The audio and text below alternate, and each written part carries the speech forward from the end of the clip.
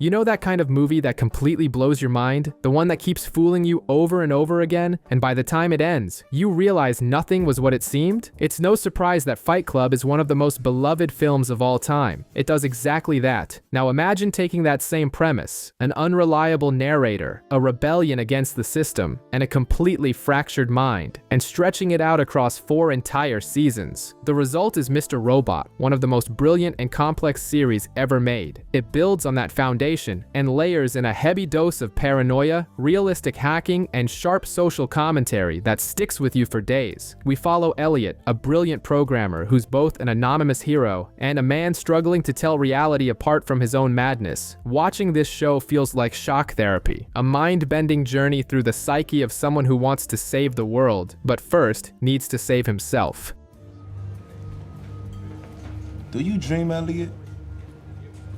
Here we meet Elliot, a cybersecurity engineer with social anxiety who works at AllSafe, but by night, he's a vigilante hacker. He narrates everything to us, as if we're an imaginary friend in his head. Right off the bat, he shows us what he's made of. He hacks a pedophile's computer and sends everything to the police. But the life of an anonymous hero has its price, and he starts to suspect some men in suits are following him. At work, he protects the very megacorporations he despises, like E-Corp, or as he prefers to call it, Evil Corp. While at the office, he has an incredibly weird interaction with E-Corp's VP, a guy named Tyrell. To cope with depression and loneliness, Elliot snorts morphine. His neighbor and dealer Shayla even offers him some Molly, and the two end up in bed. Later, he uses his hacking skills to get his therapist's boyfriend's number, just out of curiosity. Suddenly, his childhood friend Angela calls in a panic. Evil Corp is under a massive DDS attack, and chaos has erupted. Elliot discovers a file left behind by the hackers with the message, "Leave me here." He obeys, but locks the file so only he can access it. Time to shut them down.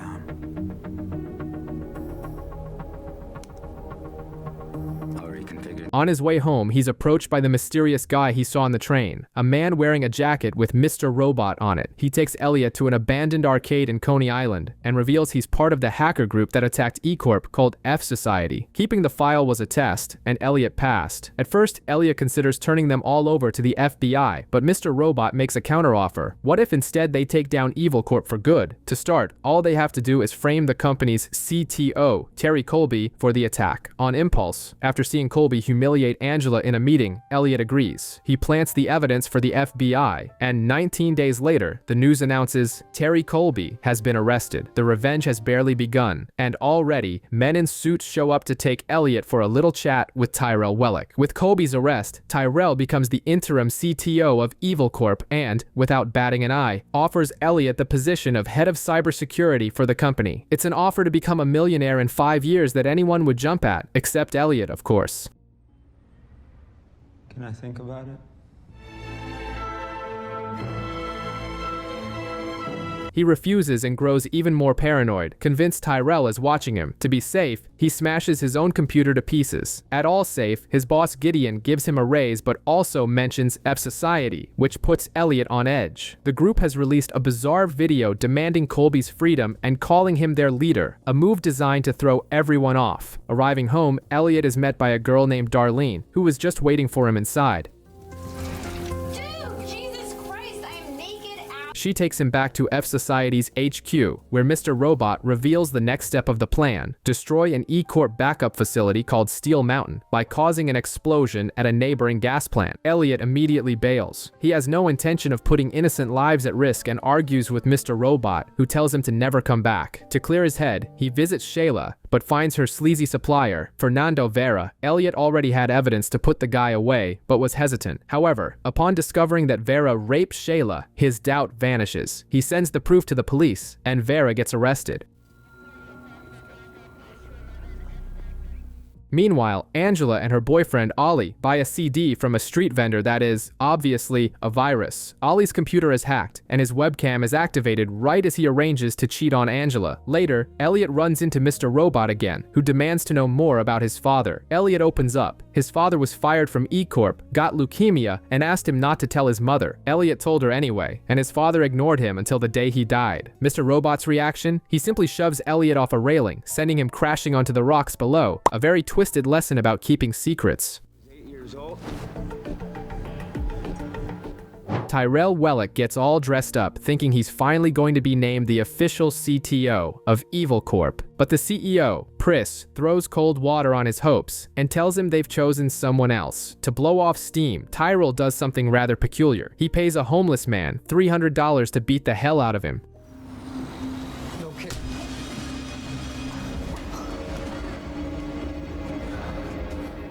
Everyone deals with frustration in their own way, right? Meanwhile, Elliot wakes up in the hospital after his fall. Shayla and his therapist, Krista, visit him, and he lies, saying some kids pushed him. To get out of there quickly, he hacks the hospital's database, alters his drug test results, and secures his discharge. Back at Allsafe, he finds Mr. Robot sitting at his desk. The guy apologizes for pushing him, and with a straight face, says that since the plan depended on Elliot, F Society is calling the whole thing off. Feeling free from this responsibility, Elliot decides to try living a normal life. He asks Shayla to be his girlfriend and takes her to a dinner party at his boss Gideon's house. He even seems to be socializing when the TV interrupts the party. F Society has leaked documents proving that the former CTO, Colby, covered up a toxic waste leak that caused the death of Elliot's father and Angela's mother. But the mission continues. Apparently, the plan was never off. Tyrell isn't sitting still either. He seduces the new CTO secretary, and while they're having sex, he installs spyware on his phone. When he gets home, his pregnant wife, Joanna, suggests he get closer to the new boss, Scott, and the two even engage in some BDSM to celebrate their strategy. Elsewhere, Angela's boyfriend, Ollie, is being blackmailed by the CD hacker. Either he infects Allsafe with the virus, or the hacker will tell Angela about his affair. Desperate, Ollie confesses everything to her. Angela is torn, but Elliot isn't. He realizes he can't escape his destiny and returns to society, ready to present his own plan and take the lead. He wants to use a Raspberry Pi, a tiny pocket-sized computer, to hack the climate control system of Evil Corp's data center. The idea is to raise the temperature until the backup tapes melt like ice cream on asphalt. The problem: to do it, he has to get inside the building, which is more heavily guarded than Area 51. To make matters worse, Elliot is suffering from drug withdrawal. His mind turns into a blender, with hallucinations and paranoia at an all-time high. One of F Society's members, Romero, gets cold feet and questions the plan. But the mission continues. Darlene seeks help from a Chinese hacker group, the Dark Army, while Elliot has to figure out how to infiltrate Steel Mountain on his own. The withdrawal gets so bad that Mr. Robot and the others have to take care of him. The situation deteriorates to the point where Mr. Robot takes Elliot to a drug den, where he gets a shot of morphine. That's when the trip gets really heavy, and Elliot starts to question his own reality.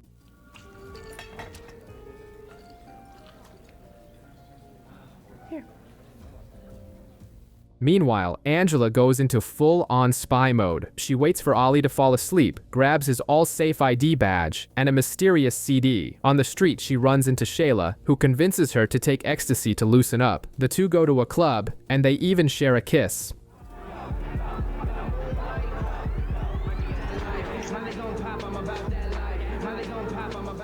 Elsewhere, Darlene discovers that her contact with the Dark Army, Cisco, is an ex-boyfriend. Awkward. He tells her the group isn't interested but promises to try. Back in the action, Angela uses Ollie's badge, breaks into Allsafe, and installs the CD on his computer. With Elliot finally lucid, the team heads for Steel Mountain. In prison, the dealer Fernando Vera gets a visit from his brother and his lawyer. They warn him that the evidence against him is solid, but he's cool as a cucumber, like a movie villain who always has an ace up his sleeve. Meanwhile, Elliot begins his infiltration mission at Steel Mountain. He assumes a fake identity, and Mowgli even creates a bogus Wikipedia page to make him look legit. Using his smooth talking skills, he fools everyone and gets past security. But the plan nearly goes sideways when he runs into Tyrell. To save himself, Elliot lies and says he's there on business for Allsafe. Tyrell, who is no fool, invites him to lunch and drops a bombshell. "I know you're the one who framed Colby," but to Elliot's surprise, he's not going to tell anyone. The guy is a total enigma. With a clear path, Elliot finally connects the Raspberry Pi and gets out of there. Elsewhere, Angela has had enough. She breaks up with Ollie, tells him she planted the CD on his computer, and moves in with her father. There, she discovers her dad is drowning in debt to E-Corp from her mother's medical treatments. Just one more reason to hate the company. Darlene, on the other hand, gets some bad news. The Dark Army has backed out. That night, Tyrell and his wife have dinner with his boss, Scott. In a bizarre scene, Tyrell follows Scott's wife to the bathroom, and a super weird vibe develops between them. Back at the hideout, Society gets the news that the plan is dead in the water without the Dark Army. To console Darlene, Elliot invites her to stay at his place. When they get there, Shayla is gone. Her phone is on the floor, ringing. Elliot answers. On the other end of the line, a voice says, "It's Vera." We see Elliot in a diner with Shayla, but it's just a mirage. The scene is a setup by Vera. His thugs take Shayla away, and the message is clear. Elliot has to break Vera out of prison that very night, or Shayla dies. Vera's men, including his brother Isaac, take Elliot to his apartment to start the job. Angela tries to reopen the lawsuit against Washington Township, but the lawyer says they need a witness. She even tries to convince Colby to talk, but he tells her to get lost. To help Elliot, Darlene puts malware on a USB drive and drops it near the prison. A guard finds it and plugs it into a computer but unplugs it before the hack can work. Plan B, Elliot has to go to the prison himself. Face to face with Vera, Elliot explains the plan. Open all the cell doors at once to create chaos. But he also plays dirty. He threatens to expose Vera's entire drug operation if he or his men ever come near him or Shayla again. The hacker has become the hunter. Far away, Tyrell is completely humiliated by his boss, who found out about his manipulation attempt and the bathroom scene. At home, Tyrell trashes the kitchen in a fit of rage, but his wife, cold as ice, is already plotting their next move. Back at the prison, a twist. Isaac, Vera's brother, confesses that he arranged to have Vera killed inside. That's why the guy was so desperate to get out. Elliot convinces Isaac to let the plan proceed, and from inside a van, hacks the system. The cells open, chaos erupts, and Vera escapes. As a thank you, Vera has his own brother killed in front of Elliot. DJ, shoot the cocksucker. When Elliot asks about Shayla, Vera tosses him a set of car keys and says, "She's been with you the whole time." Elliot runs to the car, opens the trunk, and his world collapses. Shayla's body is inside.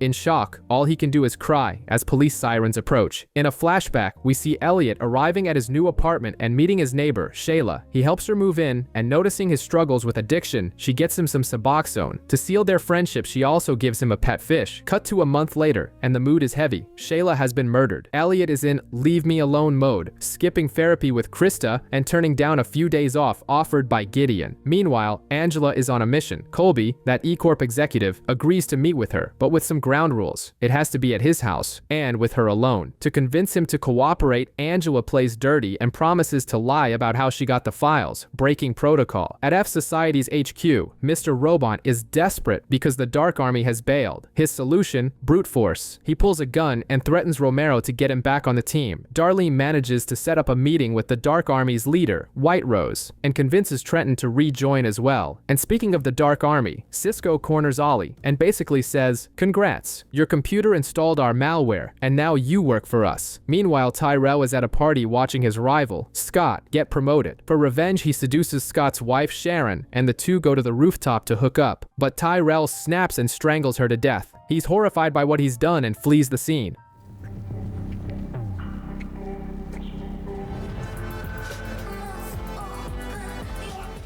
In the end, Elliot goes back to therapy and comes clean. He confesses he lied about everything and that he hacks everyone, including his own therapist, just so he won't feel so alone. Darlene starts her day in full badass mode. She spends the night with a guy, steals a gun from his safe, and goes straight to ballet class. There, she meets up with Angela, and we learn the two have known each other for a long time. Elliot explains the attack plan to F Society, which involves the Steel Mountain systems. Darlene tries to give him the stolen gun, but Elliot refuses it, so she hides the pistol in a popcorn machine. Make a note of that, it might be important. Back at Allsafe, which was just hacked, Ollie asks Elliot to do a task that's not his job. Elliot, suspicious, hacks Ollie's email and discovers the Dark Army's blackmail. Gideon tells Tyrell he set up a honeypot, a digital trap to catch the hackers, and Tyrell is very interested, but the police arrive to question him about Sharon's death. He then confronts Mr. Robot, claiming to know his dirty little secret, but Mr. Robot stays silent. When the police knock on Tyrell's door again, his wife, Joanna, has a stroke of evil genius. She stabs her own water bag with a fork to fake going into labor and throws the cops off their trail.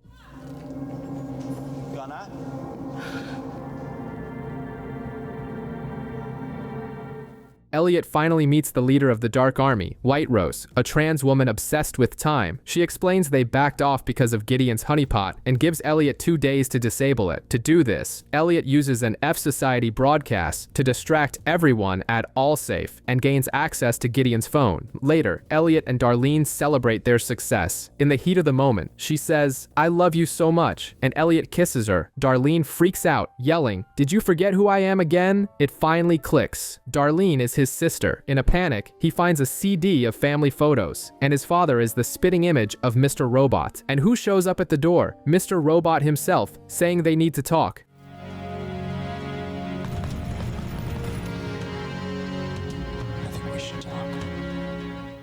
We flash back to 1994. Elliot's father, Edward, owns a computer repair shop called Mr. Robot. One day, Elliot steals $20 from a customer, but his father covers for him and takes him to the movies, telling him he's still a good kid. Back in the present, Elliot is furious with Mr. Robot for hiding the truth. The ghost father decides to take him on a road trip to clear his head. Meanwhile, Angela loses her job at Allsafe and starts working for Antara, worried about Elliot's disappearance. Tyrell becomes a father, but the joy is short-lived. Joanna, cold as ever, tells him that if he doesn't fix the mess he's made, their marriage is over. To top it all off, his boss, Prisk, fires him for being a suspect in Sharon's murder. On the bizarre road trip, Elliot simply pushes Mr. Robot out of his childhood bedroom window. Later, they go to a cemetery, where Mr. Robot begs not to be abandoned. That's when Darlene and Angela arrive and find Elliot alone at his father's grave. And the plot twist? The injuries from the fall from the window are on Elliot's body. He understands everything. He doesn't see Mr. Robot. He is Mr. Robot, a persona he created.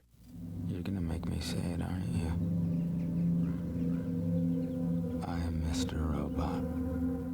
Back in New York, Colby offers Angela a job at E-Corp, the company she hates. Darlene takes Elliot home, and who shows up? Tyrell. Fired and desperate, he confesses to killing Sharon, says it made him feel powerful, and declares he wants in on a society's plan. Elliot and Tyrell go to the arcade, and Elliot agrees they should work together. As they talk, Elliot stares at the popcorn machine, the same one where Darlene hid the gun. At a restaurant, the psychologist Krista is having dinner with Lenny, the guy she met on a date, and we find out the creep lied about having cancer just to see her again. What a stalker. He tells her that Elliot hacked him and stole his dog, and that the police have been notified. Lenny wants her to break confidentiality and spill Elliot's secrets, but Krista refuses to be a snitch. Meanwhile, Elliot wakes up in an SUV he recognizes as Tyrell's. He returns to the F Society hideout, and Darlene breaks the news. He's been missing for 3 days, and the hack was a success. The problem? Elliot remembers absolutely nothing. Since they are now public enemy number 1, the crew is destroying all the evidence. F Society releases a video claiming responsibility for the attack, and the public goes wild, celebrating in the streets of New York like it's the World Cup final.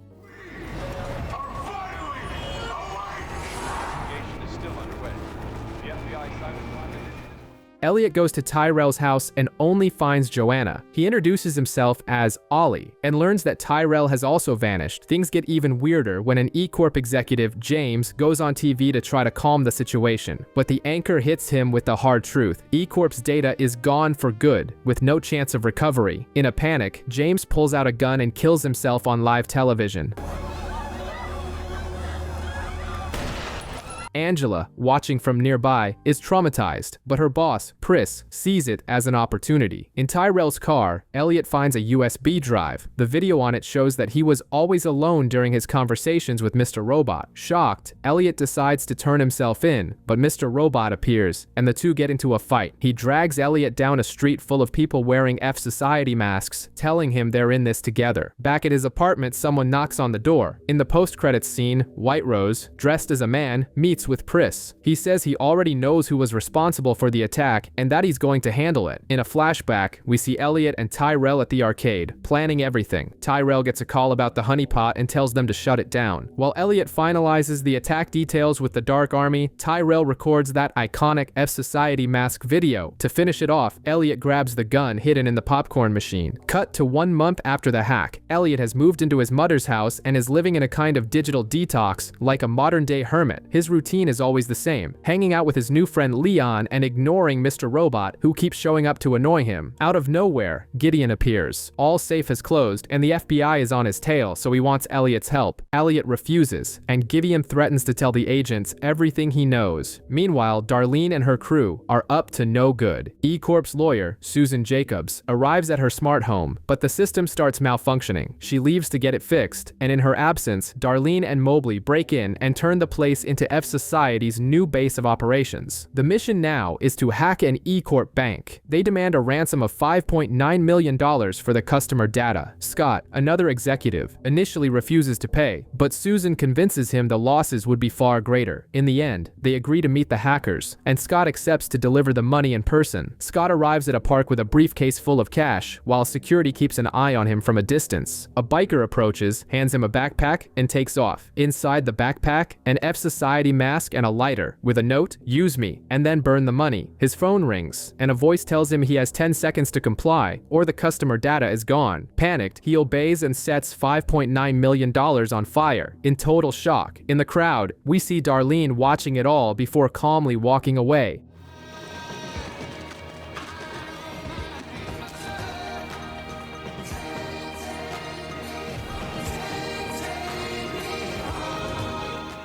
In Washington, Chris tries to secure a government bailout but is flatly rejected. It's suggested he should resign, but he refuses, knowing it would only worsen the public panic. Gideon meets with an FBI agent, Dominique, expressing his concern about the hack. And Angela? She's become E-Corp's PR manager, basically cleaning up the company's messes. On a basketball court, Leon almost gets into a fight, but a guy named Ray breaks it up. Ray tries to strike up a conversation with Elliot, but our protagonist isn't in the mood to make friends. Later, Joanna, who is dating a new guy, finds a gift on her doorstep, a music box with a cell phone hidden inside. The phone rings, but she can't answer it in time. The night ends in tragedy. At a bar, Gideon is confronted by a man who insults him and then shoots him at point-blank range.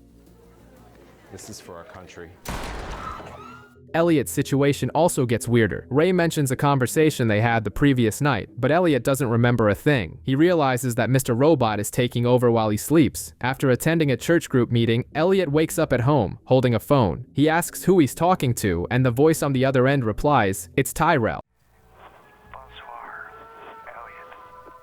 We get a glimpse into Romero's past, a man recently released from prison who goes on to rent the Fun Society arcade. There, he meets Mobley, who sees potential in him and invites him to join F Society, promising revenge against the system that locked him up. It's like a job offer he can't refuse. Back in the present, Elliot is on the phone with Tyrell, who's hiding out somewhere. Mr. Robot is not happy about this, hangs up on him, and complains that Elliot isn't sticking to their deal. To make matters worse, Elliot sees on the news that Gideon has been murdered. Devastated, he decides to binge on Adderall that Leon gets for him, trying to silence Mr. Robot, but the plan backfires. Some guys kidnap Elliot, take him to a warehouse, and force-feed him cement just to make him vomit up the pills. And what does he do? He scoops up the vomited pills and takes them again. His desperation is off the charts. Meanwhile, Mobley goes to visit Romero and finds his friend dead in the backyard. Darlene thinks it was a drug deal gone wrong, but Mobley and Trenton are convinced the Dark Army is behind it. Elsewhere, FBI agent Dominique investigates the crime scene and finds a list with information on federal agents. Angela has dinner with the E-Corp CEO Pris, who hands her evidence to take down 2 executives, and Dominique, following the clues, ends up finding the arcade, F Society's headquarters. The walls are closing in.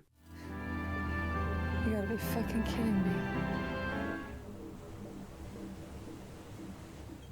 We go back in time to a Halloween when Darlene visits Elliot. He's at rock bottom. He was fired after a fight and is now forced to go to therapy. Inspired by a horror movie mask she brought, he puts on his dad's jacket and drops a bombshell. He has a plan to hack E-Corp. Darlene, nobody's fool, is immediately interested in the idea. In the present, Darlene asks for Elliot's help, but he refuses, so she pleads to speak with Mr. Robot instead. Later, Ray, that mysterious guy, gives Elliot a chessboard. Mr. Robot seizes the opportunity and proposes a game. If Elliot wins, he'll disappear forever. Elliot's therapist thinks it's a terrible idea, but Leon encourages him to fight. Meanwhile, the FBI investigates the arcade, and Agent Dominique finds a bullet casing. Cisco tells Darlene about the discovery and reveals a plot twist. The Dark Army didn't kill Romero. In fact, Romero was investigating an illegal surveillance program run by the FBI itself. Joanna, Tyrell's wife, is broke and tries to make a bizarre deal with her husband's former boss, but it doesn't work out. Angela turns in the evidence Pris gave her, and the two E-Corp executives are arrested. The chess game between Elliot and Mr. Robot ends in 3 stalemates, with Mr. Robot making it clear he's not going anywhere. Elliot finally gives in. He agrees to help Darlene and Ray, who gives him access to his computer. There, he discovers that the FBI found the arcade and makes a decision. He's going to hack the FBI. To do this, he needs help from RT, the system's former administrator. Darlene tries to recruit Angela to erase the digital trails connecting them to a crime, but Angela initially refuses. Meanwhile, Joanna shows her dark side. The parking attendant, who is a key witness, is scared, so she has her security guard kill him and stage a robbery. Shortly after, she receives a mysterious phone call from someone just breathing on the other end. Could it be Tyrell? Hello? Tyrell. Shayla.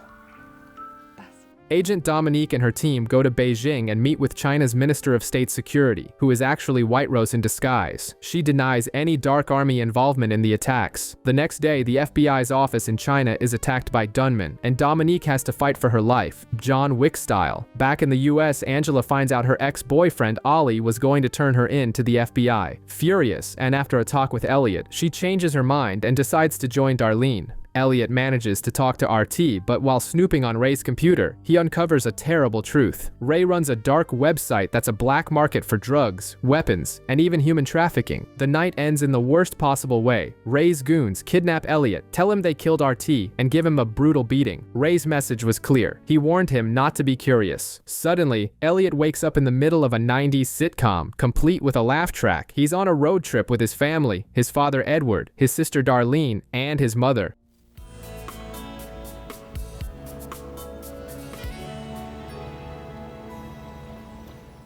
But something is very wrong. Besides the fake laughter, there's someone tied up in the trunk. When they stop at a gas station, things get even weirder. His mother pepper sprays Angela, who is now the station manager, and his father robs the store. In the chaos, Elliot discovers the hostage in the trunk is Tyrell. The trip continues, but they get a flat tire and a cop named Gideon shows up. Before he can do anything, Alf appears, driving a car, and runs the cop over. Yes, that Alf. Tyrell manages to escape, but comes face to face with the sitcom set, and Elliot's father knocks him out for good. Snapping out of this madness, Elliot wakes up in a real hospital with Ray by his side. Ray makes it crystal clear that he's the boss now, and that Elliot better not cause any more trouble. Meanwhile, Dominique wants to investigate the shootout in China, but her boss shuts the case down. Pris also hits a wall when the US Congress rejects his bailout plan. Elsewhere, Angela is learning to hack with Mobley. The mission is complicated, and the tension rises when she tries to breach E-Corp's network, and Dominique shows up right at her desk. To top it off, Elliot is kidnapped and taken to a room where Mr. Robot appears, saying he just wanted to help. A flashback shows Elliot's father telling him he's been fired and is going to open a computer shop,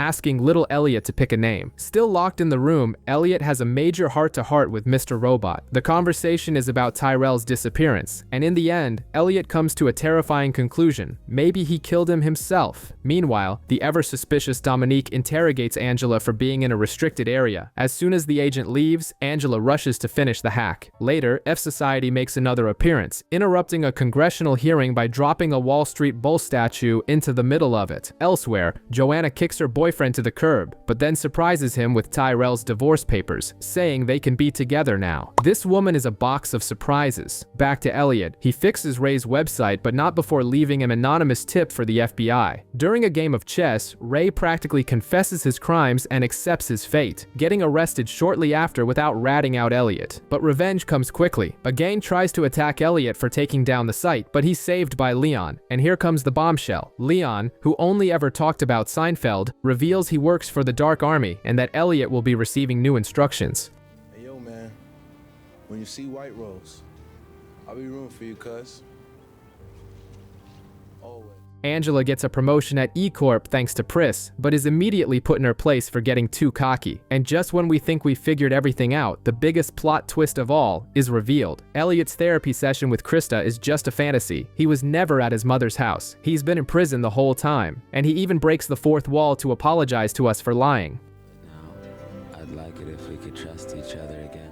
In a flashback, we see Darlene presenting Elliot's plan to take down E-Corp to Mobley and Trenton. Back in the present, the crew is hiding out at the home of an E-Corp executive, Susan Jacobs. There, they uncover Project Berenstain, an illegal surveillance program that is spying on 3 million people. Paranoia hits hard, especially for Mobley, who heard the FBI has already arrested 16 suspects. And just when things are tense enough, the homeowner, Susan, decides to come back early. With no way out, they tie her up in the basement. Meanwhile, Angela is on a date that goes south. She's humiliated by a friend of her father's and ends up ditching the guy who, by the way, was an undercover FBI agent. Back at the house, the situation spirals out of control. Trenton tries to help Susan, who attacks her and hits her head. Later, Darlene confronts Susan, reminding her that she laughed when E-Corp got away with the Washington Township toxic waste case. Her anger boils over, and Darlene zaps Susan with a stun gun. Due to a heart condition, Susan falls into the pool and dies.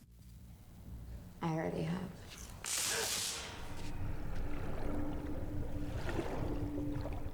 Darlene convinces everyone it was self-defense and that they need to get rid of the evidence. She and Cisco dispose of the body, while Mobley and Trenton go on the run. But Mobley is picked up by Dominique for questioning, only to be released due to a lack of evidence. He arranges to meet Trenton, but never shows up. To top it all off, Darlene is at Cisco's place and discovers he's been feeding information about her to the Dark Army. Her reaction, she smacks him over the head with a baseball bat.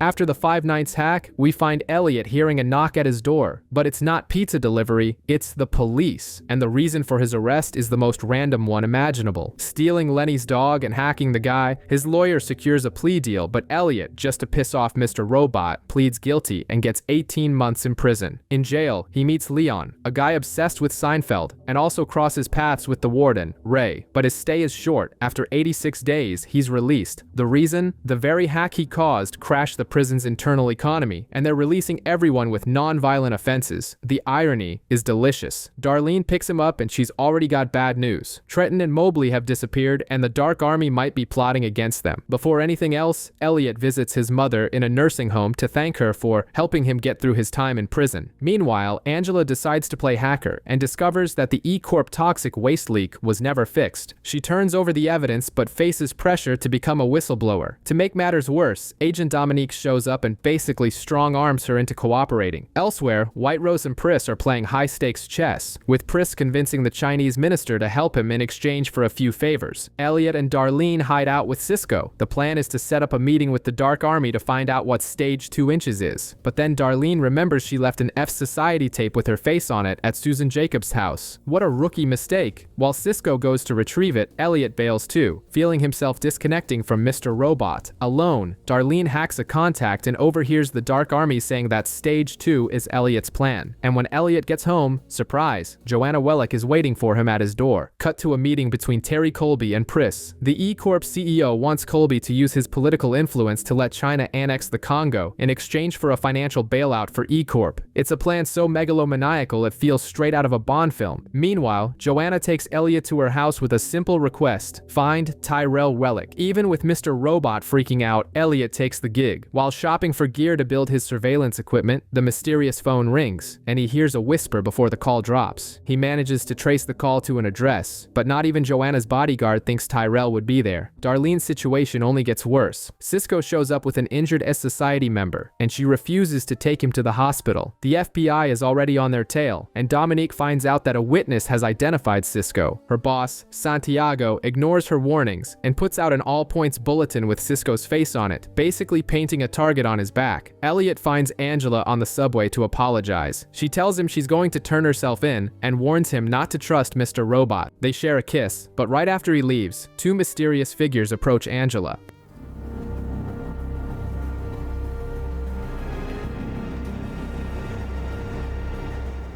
Darlene and Cisco decide to grab a bite to eat, but Dominique, being the relentless detective she is, tracks them to the diner. She goes in to talk to them, but a Dark Army shooter storms the place and opens fire on everyone. In the chaos, Dominique fights back. The shooter kills himself, and she walks out of the diner covered in blood, looking like an action movie hero who just survived hell.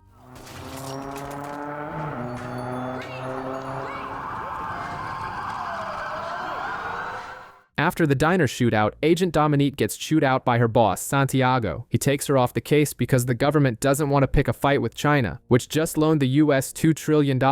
Basically, money talked louder than justice. Seizing the opportunity, Pris uses that cash to strengthen eCoin, E-Corp's cryptocurrency, forcing the government to back his company. A true master of chaos, Angela has been kidnapped and taken to a bizarre house. She's interrogated by a little girl who looks like she's been tortured, asking her incredibly strange questions. The whole scene feels like a lost episode of Black Mirror. In the end, the girl leaves, and who appears? White Rose. She reveals it was all a test. The girl's makeup was fake, and that Angela was supposed to have died in the 5/9 attack. White Rose then drops a bombshell. The deaths of Angela's mother and Elliot's father were necessary, and she has big plans for both of them. After this, Angela calls her lawyer and drops everything. Meanwhile, Elliot decides to use a lucid dreaming technique, like in Inception, to spy on Mr. Robot. He manages to see his alter ego decoding a message and discovers a phone number. The number leads him to an address where a taxi is waiting. He gets in, and to his surprise, Tyrell sits down next to him, alive and well. Elliot is completely confused, unable to remember anything. Tyrell then tells him not to worry because the Dark Army's stage 2 inches is ready, and he's going to love the result. I think this is the beginning of a beautiful friendship. Tyrell knows Elliot's dirty little secret, but our favorite hacker isn't fazed and is ready to walk. But Tyrell wants in on the action, feeling that fate brought them together for this mission. Back in the present, Tyrell takes Elliot to a warehouse. The surprise: E-Corp is storing all of its paper records right there, just across the street. The place is a Dark Army front, and it's where Tyrell has been this whole time. Elliot finally gets it. Stage 2 is to blow up the building to destroy E-Corp's data for good. He's pissed and confronts Mr. Robot for making him believe Tyrell was dead. Meanwhile, we learn that Darlene survived the shootout, but Cisco wasn't so lucky. Dominique interrogates her, but Darlene refuses to talk. Not even the threat of a witness testifying against her makes her speak. To apply pressure, Dominique lays out everything she's discovered, connecting Darlene, Elliot, and Angela to F Society. And then she drops another bombshell. Romero's death wasn't the Dark Army's doing, but an accidental stray bullet from his neighbor. Darlene is even more confused when she finds out Elliot is working with Tyrell.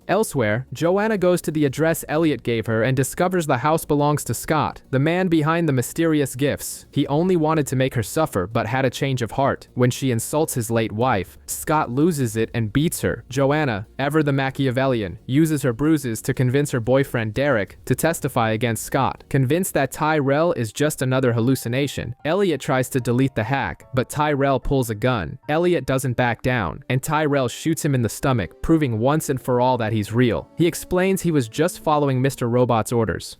Back away from the computer.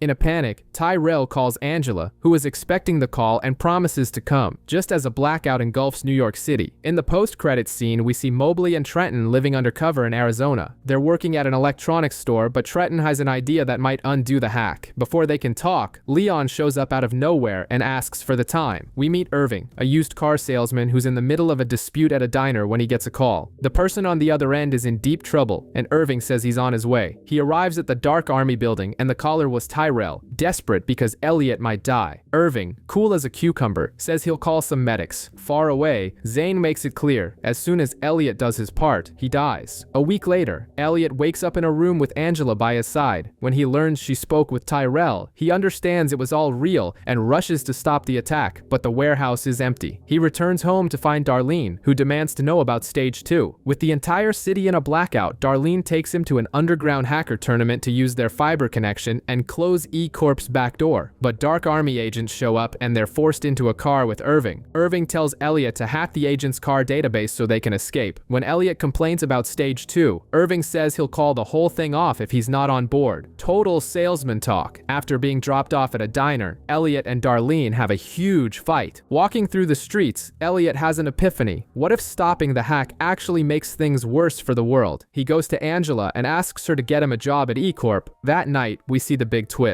Angela has been working with Mr. Robot all along to ensure Stage 2 happens. She takes him to meet Irving and Tyrell, and Mr. Robot plans to continue the attack even with the back door closed, but without involving Darlene. He instructs Angela to manipulate Elliot, as they both believe a new world will emerge after E-Corp's fall. As the two leave on a bus, the power comes back on across the city. Looks like the power's back on.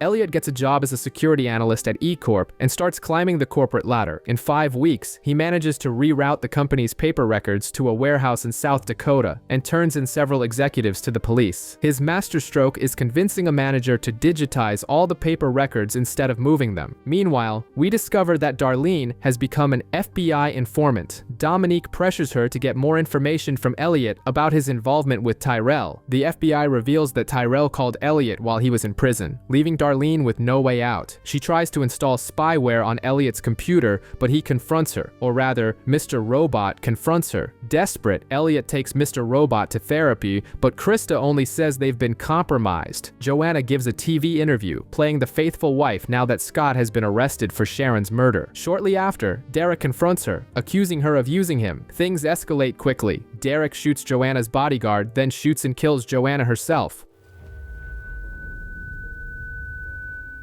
Then, the wounded bodyguard kills Derek. At the morgue, Dominique is informed that Joanna's baby will be put up for adoption. Far away, Chris announces that most countries have signed an economic accord making e-coin an official currency, despite China's opposition. He meets with Zhang to try to win him over, but Zhang reveals he's using Angela against him and warns him not to interfere with his plans. Later, Zhang decides that Stage 2 must happen on the same day as the UN vote on the Congo, just to screw with Pris. Elliot returns home, and his weird landlord gives him his dog back. He sits down to hack, unaware that Darlene has bugged his computer. Dominique celebrates the news, but her joy is short-lived. Elliot shows up at Darlene's safe house. He knows everything. Out of nowhere, we're back to the night of the 5/9 hack. Tyrell has a front row seat as Elliot executes the plan until Mr. Robot pulls a gun from the popcorn machine and points it at him. Tyrell begs for his life, but Mr. Robot pulls the trigger anyway, only for the gun to misfire at the crucial moment. Tyrell takes this as a divine sign and convinces Mr. Robot to include him in Stage 2. Soon after, Irving, the Dark Army's fixer, shows up. He tells Mr. Robot to take off in Tyrell's car and warns him the cops are on their way. Tyrell is taken on a forced vacation to a remote cabin in the middle of nowhere, with orders not to leave or call his wife. Meanwhile, Elliot. He gets arrested for stealing a dog. Yes, a dog. This prompts the big boss, Zheng, to have Leon become Elliot's guardian angel in prison. At the cabin, Tyrell is visited by a Mr. Williams for a psychological evaluation. He has to confess everything: affairs, crimes, and loyalties. Tyrell comes clean, but makes it clear his loyalty is 100% with Elliot. The answer is satisfactory, and he's given a laptop to start working on Stage 2. After finding out his wife is cheating on him, he freaks out and escapes the cabin, only to be caught by a cop. What happens next? The cop is taken out by none other than Santiago, the FBI agent who, surprise, is also with the Dark Army.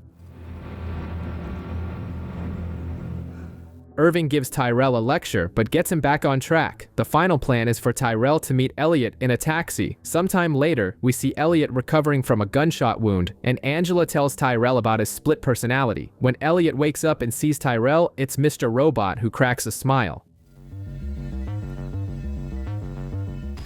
Elliot storms the safe house looking for Darlene, but she's not there. Dominique from the FBI sends her a text, warning her not to blow her cover. When Darlene finally shows up, Elliot confronts her, saying he knows her computer is bugged. He suspects Mr. Robot is still carrying out Stage 2 while he sleeps. To solve this, Darlene moves into Shayla's old apartment, becoming a watchdog neighbor to keep an eye on her brother 24/7. The tactic works. That same night, she sees Elliot in his Mr. Robot persona sneaking out. She follows him and sees him meeting up with Angela. The two get into a cab and disappear, leaving Darlene behind. The pair goes to a warehouse where a furious Tyrell is waiting. He's losing his mind because he found out Elliot was trying to divert the very records they need to blow up. Mr. Robot squares up to Tyrell, but then suddenly starts glitching, like a crashing operating system. He reverts to Elliot, completely lost and confused. Seeing the chaos, Angela has to hit him with a tranquilizer and assures Tyrell she'll handle it herself in 3 days. To make sure Elliot won't interfere anymore, Angela makes a call to the all-powerful Pris and gets him fired from E-Corp. One less problem. Meanwhile, Darlene, tired of just being an informant, decides to follow a lead on her own, without the FBI listening in, leaving her handler, Agent Dominique, freaking out. Elliot wakes up with his memory wiped, unable to remember the last 4 days. The timing couldn't be worse. It's the day of the UN vote, and Stage 2 is about to happen. He rushes to E-Corp to try to stop the disaster, but is blocked at the door when he finds out he's been fired. Out of options, he tries to break in, but is caught by security and thrown thrown out. In desperation, he calls in a bomb threat to force an evacuation. Out of nowhere, Darlene appears and tells him the truth. She's working with the FBI, and Angela is on Mr. Robot's side. The revelation acts like a Control+Z on Elliot's mind, and he starts to remember the missing days. In the meantime, a massive protest against E-Corp gets out of control, and the crowd storms the building, turning everything into chaos. Irving calls Angela and confirms it. The whole riot was a distraction planned by the Dark Army. The original plan was for Elliot to infiltrate and copy crucial data from a secure room. Since Elliot is unavailable, Angela takes on the mission. She's almost caught by a security guard but uses the crowd of protesters to get away, manages to copy the data, and hands it off to a Dark Army agent. In the midst of all the confusion, Elliot finally finds Angela and asks the million-dollar question, "Is there something you need to tell me?"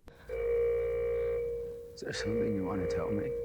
We cut to a flashback of young Angela at a party for her mother, who had just been diagnosed with leukemia. Her father, Edward, tells Angela to spend more time with her mom. Her mother, in turn, is already preparing her daughter for what's to come, saying death isn't the end, and they'll meet again in another world. Back in the present, Elliot is pressing Angela to find out what she and Tyrell are up to with the Dark Army. She won't talk, but Elliot, who's smarter than a Sherlock Holmes in a hoodie, figures out Tyrell is hiding at a Red Wheelbarrow restaurant. Elliot's plan? Call the police with a fake bomb threat at the E-Corp building to evacuate everyone and stop the attack. But the plan backfires. The fire department finds nothing and sends everyone back inside. Meanwhile, Darlene is with Dominique and Norm at the FBI, and they manage to trace Elliot to the restaurant. Dominique is already suspicious that Darlene is hiding something. With no other choice, Elliot infiltrates the E-Corp building Solid Snake style, stealing a guard's ID badge. Inside, he tries to stop the attack, but Mr. Robot is like a glitch in the system, trying to take control. It gets so bad that Elliot starts punching himself to keep Mr. Robot at bay. It's basically a one-man fight club scene. Irving then goes to Tyrell and pours cold water on his plans. The family reunion in Ukraine is cancelled. He hands him some instructions, tells him to burn them after reading, and apologizes. Dominique raids the restaurant, finds the basement where Tyrell burned the papers, but there's no sign of him. As she leaves, she runs right into Tyrell, screaming in the street about an attack, and he's promptly arrested.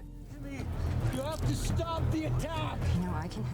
Darlene confronts Angela, threatening to tell the FBI everything. Elliot's final move is to leave a note from Mr. Robot, telling him the paper records aren't in the building, so the attack is useless. Incredibly, Mr. Robot cooperates. Elliot leaves, relieved but confused. Why attack an empty building? The answer comes on TV. 71 E-Corp buildings across the country have exploded, killing thousands. He was in the wrong place the whole time. We cut to Arizona, and things are looking grim. Leon, the guy who seems super chill but is a cold-blooded killer, is holding Mobley and Trenton hostage. After killing their roommate, he takes them into the desert to bury the body. In total Breaking Bad fashion, Trenton even attempts a heroic escape in Leon's car, but ends up crashing into a rock. Game over for that attempt. Meanwhile, Elliot is in therapy with Krista, but it's Mr. Robot who decides to talk. He takes credit for 5 nights, complains that Elliot just gets in the way, and is pissed that Tyrell is getting all the credit, like a villain complaining that his henchman stole the spotlight. At the same time, Tyrell's lawyer is negotiating an immunity deal with the FBI. The idea is for Tyrell to give up the Dark Army in exchange for his freedom. But Santiago has other plans. He visits Tyrell, turns off the cameras, and tells him Joanna is dead and their son is in foster care. A low blow to shut him up and ensure he doesn't talk. Darlene is horrified by the death toll from the attacks, which is now over 4,000. But Angela? She's completely unfazed, watching the explosions on a loop on TV and saying the dead will come back, as if she's received a divine message. She's completely lost it. Elsewhere, Pris is furious with Zhang over the attacks. Zing, with the calm of the chess master, reveals it was all to benefit Ecoin and that he's removing Pris from power as punishment for not controlling Angela. Basically, a billionaire level, you're fired. Irving even gives Mr. Robot a reality check, showing him a party of the elite and saying, your revolution only happened because we allowed it to. The grand finale is the Dark Army tying up loose ends. Grant, Zhang's assistant, shows up at Mobley and Trenton's apartment. He reveals they've been chosen as the scapegoats. The scene is staged to look like they killed themselves. The FBI raids the place and finds the perfect crime scene with fake evidence linking F Society to Iran. Santiago closes the case, preventing another attack. Dominique, stunned, can only write the name White Rose on the board, knowing the real culprit got away with it.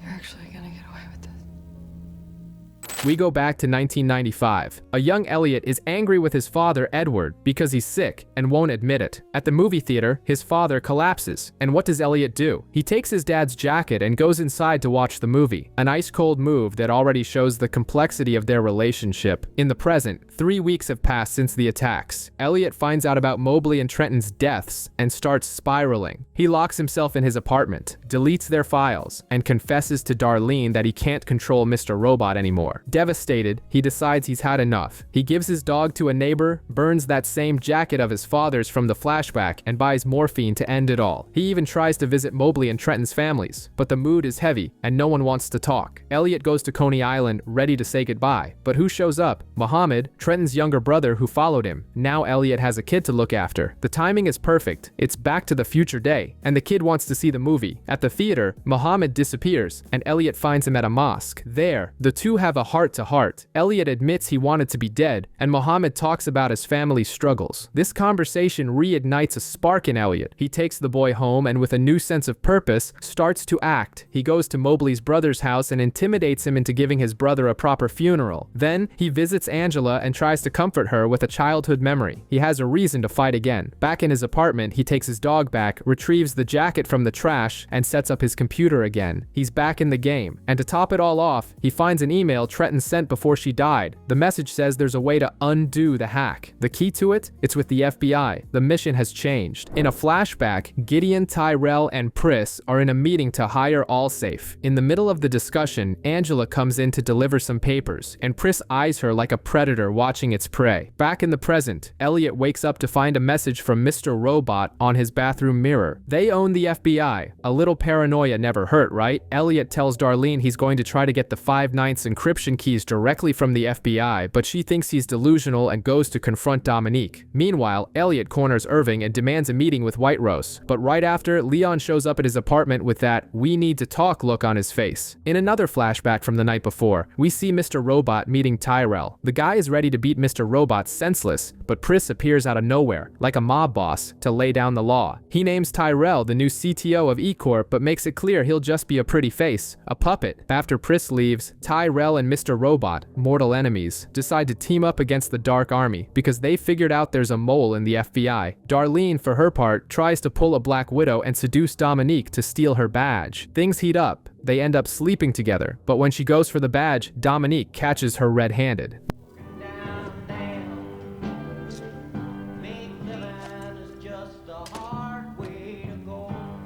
So this is why you came here. Now in custody, Darlene dangles the bait. She can reverse the hack and warns that the Dark Army has infiltrated the FBI. This sends the real traitor, Santiago, into a panic. To top it all off, Elliot devises a brilliant plan. He pretends to have a stage 3 inches and lets the Dark Army scan his laptop like a modern-day Trojan horse. With that, he hacks into their network. White Rose is furious at his audacity and gives the order. They can take Elliot out. Dark Army agents storm Elliot's apartment, but they're too late. The guy has already vanished, hiding in the neighboring apartment. He rushes to the arcade to meet Darlene, but finds out she's been arrested, and the guilt hits him hard. In a surprisingly honest conversation, he admits to Mr. Robot that he missed him, and Mr. Robot drops the bomb. Santiago is the Dark Army's mole in the FBI, but when they go to investigate, they're captured by Irving. The situation becomes even more chaotic when Santiago tries to sneak Darlene out of FBI custody. Dominique notices, confronts him, and ends up getting knocked out and kidnapped too. Everyone ends up at a barn, like a scene from a horror movie. Elliot, Darlene, Dominique, Irving, and Leon. Then Irving takes Dominique and Santiago out to a field and the horror show begins. He threatens Dominique with an axe, but in a twist worthy of Tarantino, he ignores her and just splits Santiago in two. After turning the guy's body into mincemeat, he blackmails Dominique into becoming the new mole, threatening her family. Grant arrives, ready to execute Elliot and Darlene, but Elliot bluffs, saying he'll leak all of the Dark Army's dirty secrets. White Rose, watching from afar, dismisses Grant as useless. At that moment, Leon, who had just been chilling, kills the other agents, and a humiliated Grant kills himself. Meanwhile, there's a Luke, I am your father moment. Pris reveals to Angela that he's her biological father. He tries to convince her to let go of her revenge, But it's too late. Back at the barn, Elliot finally undoes the 5/9 hack. The system returns to normal, but in a post-credits scene, a ghost from the past resurfaces. Fernando Vera shows up and approaches Darlene. The peace didn't last long. We return to Angela and Pris's conversation, where she, ignoring all the warnings, says she's going to expose everything on her own. Bad idea. Dark Army agents overhear the conversation and without ceremony, take Angela out with a single shot. A devastated Pris confronts White Rose, who coldly replies that Elliot is next on the list. The scene cuts to a Christmas party, where a lawyer named Freddy is being blackmailed by Mr. Robot with a very compromising video. The mission? Copy his firm's emails to a flash drive and meet Elliot on a train. The drive reveals that White Rose uses a bank in Cyprus, but the Dark Army is on their tail, and Freddy, realizing there's no escape, commits suicide in front of Elliot. With the hack undone, the economy recovers, and Tyrell becomes a national hero, but he's bored in his figurehead position. Dominique lives in constant paranoia over her mother, and Elliot's relationship with Darlene has completely soured after Angela's death. He knows she's dead, but Darlene refuses to believe it. To make matters worse, Dominique's mom sets her up on a date with someone named Janice, except Janice isn't a Tinder match. She's a Dark Army agent there to be her new handler, threatening her mother's life. Elliot and Mr. Robot follow the flash drive's lead to an apartment, only to discover it was all a trap. The Dark Army captures Elliot and injects him with a fatal dose. He starts having flashbacks, his life flashing before his eyes, but suddenly he's revived. When he wakes up, Pris is there and says, "Welcome back." Here, Pris, the CEO of E-Corp, decides to come clean to Elliot. He explains that after the fall of the Berlin Wall, Zhang, aka White Rose, gathered the world's wealthiest people to create an investment group called Deis, basically the deep web's Illuminati. But White Rose's real plan was to use that money to fund the Dark Army and build a mysterious machine. Elliot wants Pris's help to take down White Rose, and Pris, somewhat skeptical, drops a clue. The now missing Susan Jacobs was connected to the Deis group's money. What Elliot doesn't know is that Darlene took care of her. Speaking of Darlene, she calls Elliot with bombshell news. Their mother is dead. Elliot and Darlene go to sort through their mother's things, but there are no tears. The woman was so abusive that her death is just an inconvenience. Amidst the junk, Darlene finds a key to a safe deposit box, but when they get to the bank, they discover the contents were thrown out because she stopped making payments. Darlene gets pissed and confronts Elliot for not mourning Angela either. To shut her up, he shows her a Walkman he found, with a voice message they recorded for Angela's mom when they were kids. Meanwhile, Dominique is being interrogated about Santiago's death. She lies, saying he was a double agent for a cartel, a report that leaves Janice, her new Dark Army boss, 99.9% satisfied. Shortly after, Dominique finds out the agent who interrogated her committed suicide. Janice calls to congratulate her, saying it's her fault for not being 100% convincing. To top it all off, Pris informs Zhang that he's retiring. Zhang flips out because now he has 7 days to find a successor and assemble the Deis group. It's the chance Elliot needed. Darlene then confesses to killing Susan Jacobs, which unnerves Elliot. Still, she agrees to help, but then she thanks Elliot for taking care of Vera, and Elliot is like, what? Neither he nor Mr. Robot remembers this. In a flashback, Elliot's mother tells a young Elliot to wait for the other one. We go back to 1982 to get White Rose's origin story. We see a young Zane closing a deal with IBM and living a secret romance with his partner Chen. Their dream is to escape to America and live together, but reality hits hard. Chen is forced into an arranged marriage with a woman. Zhang promises they'll be together one day, but Chen doesn't believe him and, in a tragic scene, takes his own life in front of Zhang. This explains a lot about her coldness.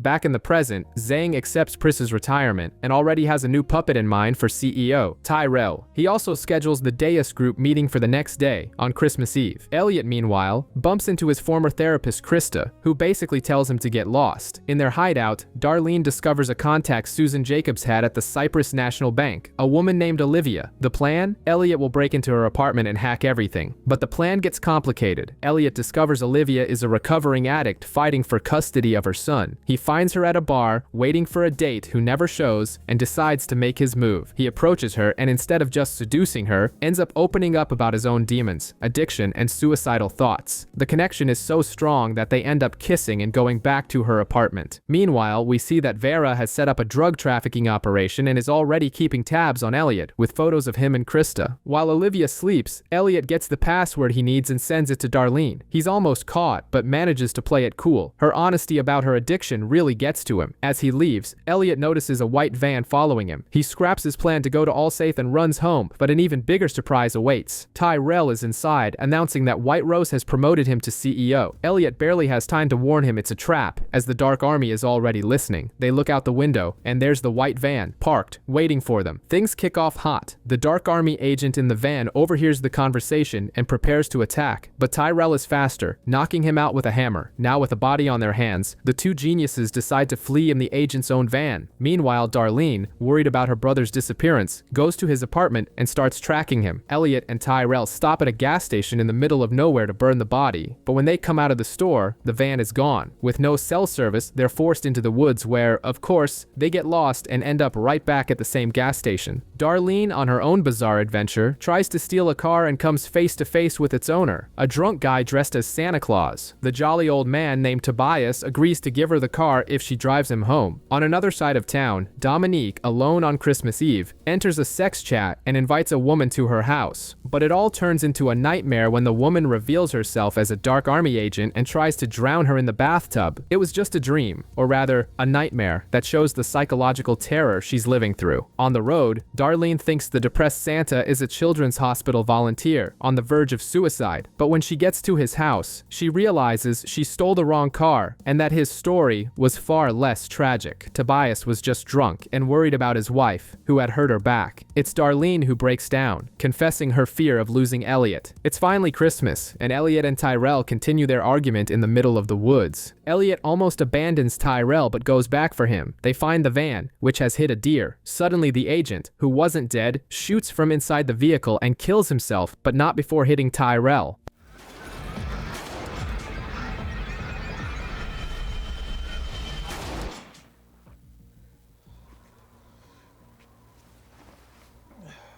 Wounded, Tyrell refuses to go to a hospital. He tells Elliot to burn the van and take down White Rose. Then, he walks into the darkness of the forest toward a mysterious bright light and vanishes. It's Christmas morning, and Elliot's little gift is to burn the getaway van before the police find it. Shortly after, he and Darlene infiltrate Virtual Realty, the company that hosts the servers for Cyprus National Bank, looking like two normal employees heading to work. The plan is a classic heist movie move. Elliot installs a hack that gives them 40 minutes of access and shuts down the cameras. But, as always, things go sideways. Just as they're about to get caught, Elliot has a moment of genius and causes a total blackout, giving them the perfect window to escape. Security, obviously, calls the cops when they notice the breach. The problem is, they only see Elliot, and a frantic chase through Central Park begins. While her brother becomes the main target, Darlene manages to slip away unnoticed, disguised as a gym goer. She picks Elliot up right after he's hit by a car and vaults a guardrail, all without saying a word. In fact, the entire episode is practically a silent film, driven only by action and suspense. Meanwhile, Janice sends Dominique to the police station to ensure the Dark Army controls the investigation of the burned-out van. Later, Janice sees the park chase on TV and orders Dominique to hunt down Elliot and Darlene. Elsewhere, Chris confirms that the Deis group meeting will happen with or without Tyrell. Meanwhile, Vera shows up unannounced at Krista's apartment and drops the line.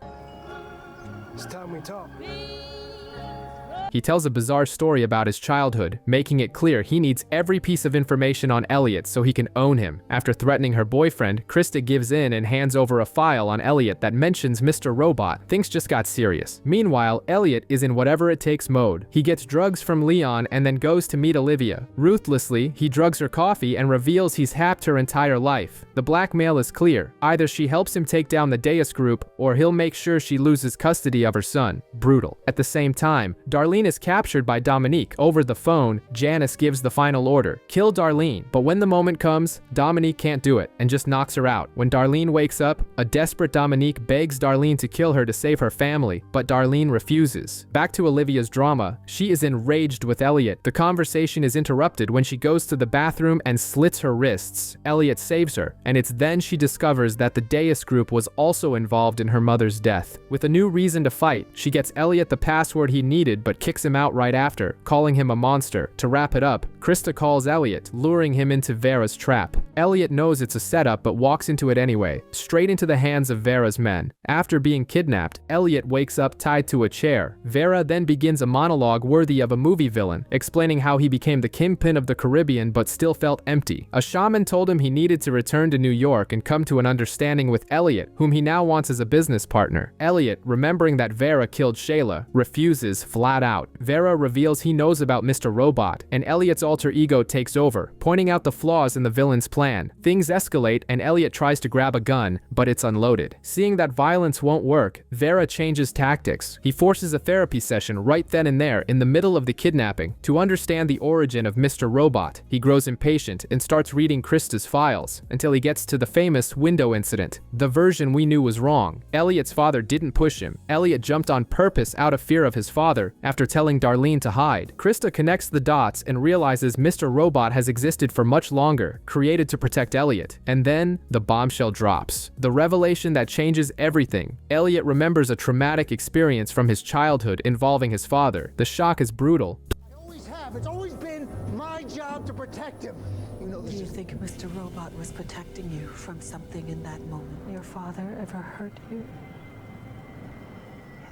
Bizarrely, Vera, instead of using this against him, sympathizes, revealing he also suffered abuse. He starts talking about how, together, they would be unstoppable. But in the middle of this speech, Krista makes her move. She stabs him in the back and kills him. The therapist has ended the session, and the villain. We open in 1995 with a young Elliot and Angela playing hide and seek in a museum. While hiding, young Elliot has a conversation with a mysterious figure we can't see. Afterward, he comes out of his hiding spot and Angela finds him. Back in the present, the situation is chaotic. Krista gets a completely shaken Elliot out of her apartment, leaving Vera's body behind for his henchmen to find. They take a taxi to the police station, but Elliot just can't bring himself to go inside and says goodbye to Krista. He then sees a younger version of himself and follows him to the same museum from the beginning. There, he finds a key his father used to keep, the key to his old bedroom. He remembers hiding the key in the wall as a way of fighting back. Meanwhile, Janice, the Dark Army agent, ties Darlene and Dominique to chairs, demanding to know Elliot's whereabouts at any cost. Darlene refuses to talk, so Janice, without mercy, stabs Dominique in the lung. Even so, Darlene doesn't give in. Janice then plays her final card. She threatens to kill Dominique's family, who are being held hostage. With no other choice, Darlene agrees to help, but when her phone is traced to an empty apartment, Janice becomes furious and calls her men to execute Dominique's family. But no one answers. She checks Dominique's phone and realizes the cinematic twist. Dominique had already called the Irish mob to rescue her family and take out the Dark Army agents. At that moment, Dominique breaks free, stabs a henchman, takes his gun, and finishes off Janice and her men. She calls the authorities but tells Darlene to run and find Elliot. To wrap things up, Mr. Robot and Elliot have a serious talk. Mr. Robot apologizes for hiding the truth, saying he only wanted to give Elliot a good memory of his father. Elliot, emotional, admits that he was the father he needed. We take a dive into Elliot's mind, where Mr. Robot, his mother, and a younger Elliot are in a debate. They want to tell Elliot the truth, but Mr. Robot thinks it's better to wait until the hack is over. The idea is to show Elliot everything he's accomplished, and maybe Darlene can bring him back. In the real world, Mr. Robot, in control of Elliot's body, meets up with Darlene. Chris shows up and hands them a flash drive, asking them to destroy White Rose's machine to avenge Angela's death. Later, he goes to the so-called Deis group meeting, only to find Zeng there alone. It was a trap. Zeng knows Chris has sided with Elliot and offers him a peaceful death if he reveals the plan. Mr. Robot figures out the meeting has been moved and tells Darlene to investigate. Zeng gets a call from Mr. Robot and makes a bizarre proposal. If Elliot stops the hack, he'll reunite him with Angela, who is supposedly alive somewhere. This is enough to wake up the real Elliot, who obviously refuses the offer. Darlene then tells him to turn on the TV, and then comes the checkmate. A video of Darlene, wearing the F Society mask, is playing on the news. She exposes the Deis group, reveals the real location of their meeting, and leaks all their files. Chaos ensues, and the fat cats start to panic. While Elliot hacks a cell tower to get Zhang's data, Darlene blocks the restaurant's garage, preventing the Deis members from escaping. In the midst of the confusion, Elliot finds White Rose's number, and uses it to make a transfer that basically bankrupts the Dark Army. On his way out, Pris taunts Zeng, telling him he was humiliated by Elliot. Zeng, enraged, pulls out a gun and shoots Pris, all while Elliot and Mr. Robot watch. Dominique wakes up in a hospital, all messed up, An FBI agent informs her she's been suspended and is under investigation. To make matters worse, her family is in a safe place but doesn't want to see her. Back at her apartment, Darlene shows up with a plan to run away with her and Elliot, since the Dark Army might come after them. Dominique is in a really bad place and wants nothing to do with it. Darlene, in a symbolic gesture, smashes Dominique's Alexa, telling her it's not a real friend, and drags her out. They meet Elliot at a motel, but he tells them he's not going with them. He has one last mission at the Washington Township plant. He and Darlene share an emotional hug goodbye. Recommend getting a bunch of Sour Patch Kids. Leon, ever the loyal soldier, drives Darlene and Dominique to Boston. At a rest stop, Darlene performs her last great act. She transfers a massive amount of money from the Deis group to everyone with an eCoin account, a kind of digital poetic justice. At the airport, Dominique panics when she sees Irving, the former Dark Army agent. But the situation is surreal. Irving has become a writer and is there to promote his book. He assures them the Dark Army is no longer after them. It's like finding Darth Vader selling vacuum cleaners. With this information, Dominique decides she doesn't need to run anymore and will try to reconnect with her family. They say their goodbyes. When it's time to board, Darlene has a panic attack and backs out of the flight. Little does she know that, in the meantime, Dominique has changed her mind again and boarded the plane. In the end, we see two paths diverging. Darlene, calmer now, decides to leave the airport and stay, while Dominique, finally at peace, sleeps soundly on the plane, flying far away. As the FBI raids White Rose's home, she's perfectly calm, applying makeup as if she's getting ready for a date. Except this date is with death. Her Dark Army agents take care of the FBI team, and White Rose faces a dying agent to deliver her badass line. Minister Zhang, he's dead. There is only White Rose. What a woman. For Minister John. He isn't here.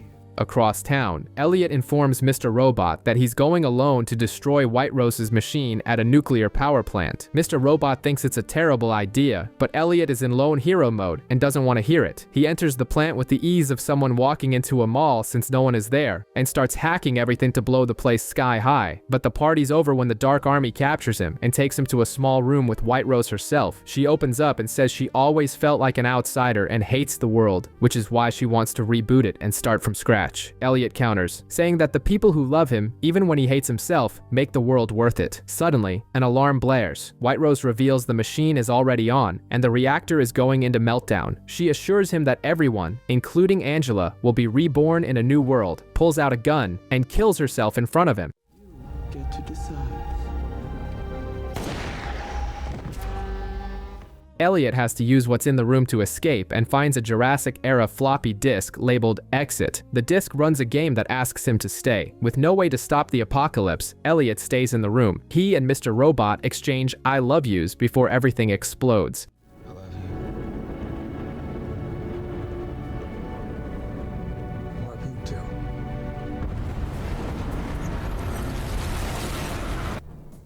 And then out of nowhere, it cuts to an alternate universe where Elliot is a happy guy about to marry Angela, his father is alive, and he's an only child. He's the CEO of All Safe, and E Corp has become F Corp. When this world's Elliot gets home, he finds our Elliot in his hoodie, sitting at his computer. Elliot wakes up in the middle of nowhere, where the nuclear power plant should be. The area is now a picture-perfect suburb, straight out of a margarine commercial. He discovers his parents are alive, are great people, and, most bizarrely, Darlene simply doesn't exist. To add to the confusion, he meets Angela's parents and finds out he's marrying her the next day. He goes to his alternate self's apartment and, being the hacker he is, breaks into the guy's computer. There, he finds a hidden drive full of drawings of himself, Darlene, and the whole F Society crew. Basically, the other Elliot has been drawing our Elliot's entire life as a fantasy. When the alternate Elliot comes home, he comes face to face with our Elliot. He's shocked, but he explains that the drawings are of a persona he created, a vigilante hacker with a super exciting life, the life our Elliot actually lives. It's like he created an RPG character that came to life. The moment the two touch, an earthquake shakes everything, and the alternate Elliot is severely injured. The phone rings. It's Angela. Hearing her voice after so long messes with our Elliot. He realizes he can steal this perfect life for himself, and in an act of pure desperation, he kills his other version.